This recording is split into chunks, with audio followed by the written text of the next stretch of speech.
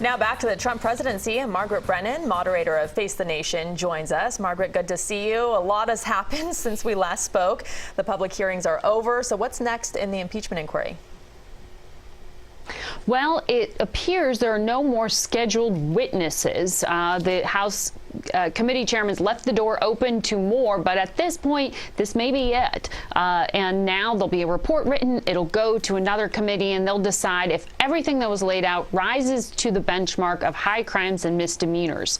Bribery, treason, and high crimes and misdemeanors is how the Constitution lays out an impeachable offense. So while this behavior described by a parade of national security officials who said those with proximity to the president were using it for their own personal benefit, financially or politically, to benefit the president in a way that undermined national security. Is that enough to meet that standard? And if those articles of impeachment are drafted, we could see a vote before Christmas time in the Democratic-controlled House. It would then go to the Senate, where Republicans have control, and we would see a trial.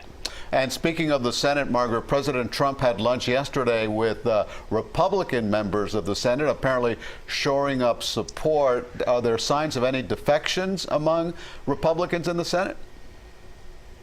Not yet, and these weren't just any Senate Republicans. They are those who would be considered potential swing votes. So while the president says that he does want this trial, he's showing he realizes he's not bulletproof, or at least his legal team realizes that. Some of these senators, like Mitt Romney of Utah, have been harshly critical of the president. Susan Collins of Maine has said she doesn't want to comment on where she'll stand in the end because she's potentially a juror here.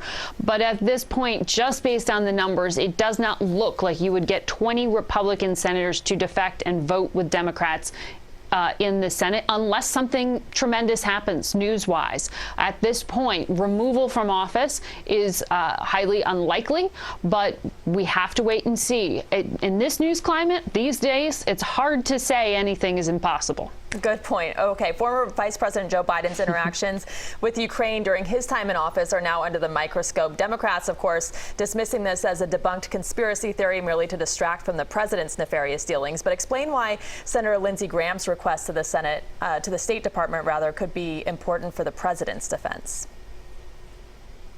Well, you should expect to hear a lot more about this, particularly as the impeachment moves forward. This is part of the defense by some of the allies of the president, which is to deflect and to cast more scrutiny onto former Vice President Joe Biden, who, by the way, is obviously a political rival of the president. Hunter Biden, his son, who did serve on the board of this Ukrainian gas company, is also someone that you can expect both the White House and Republicans to call as a witness in a potential Senate trial.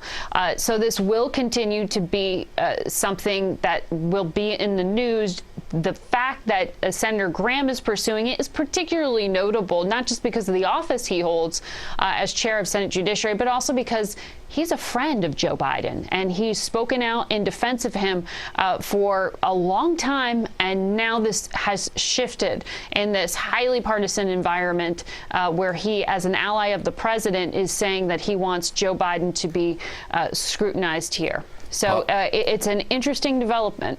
Very interesting, and politics will not take a break for the holidays. You'll be very busy. Margaret, thank you very much for joining us. And Margaret will have much more on this historic week in Washington, Sunday on Face the Nation. That's at 10:30 a.m.